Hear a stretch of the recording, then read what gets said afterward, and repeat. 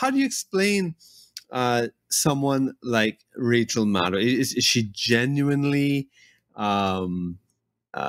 deceived or misinformed, or what is it? How do you understand that? Well, I don't think Rachel Maddow is as deceived as her viewers and Mm-hmm. fans, and as the Democratic Party base has been, who just don't have the same resources at their disposal and are easy prey for Mm-hmm. this kind of psychological attack. Rachel Maddow is being paid millions and millions of dollars to disseminate this propaganda. She's being rewarded for it. And what she did, which I thought was kind of clever in a completely cynical way, is she led her viewers along with a constant narrative night after night that followed this Russia saga, which was being pushed by a confluence of two elements: the national security state, the sort of what Donald Trump would call the deep state, and the Democratic Party establishment, the Hillary Clinton dead enders, the partisan Democrats. And she kept them on a string. So every night they're wondering what's going to happen next in this Russian saga, because Donald Trump definitely colluded in their minds with Russia in order to steal the election from Queen Hillary.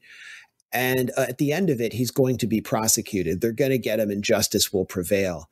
And she was misinforming them using black propaganda like the Steele dossier, which had been paid for by the Hillary Clinton campaign through a friendly law firm, and which was produced by a former British MI6 agent who was not completely above bar about what his methods were, whether he was paying sources, whether anything in it was actually true.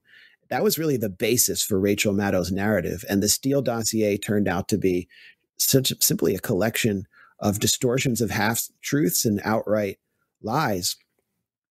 She was, also just spinning out conspiracy theories, warning her viewers that Russia would actually hack our national electricity grid to make sure that people would die in North Dakota in the winter, spreading fear, the kind of fear that she denounced when she was a much lesser known radio host on a progressive network during the run up to the Iraq War.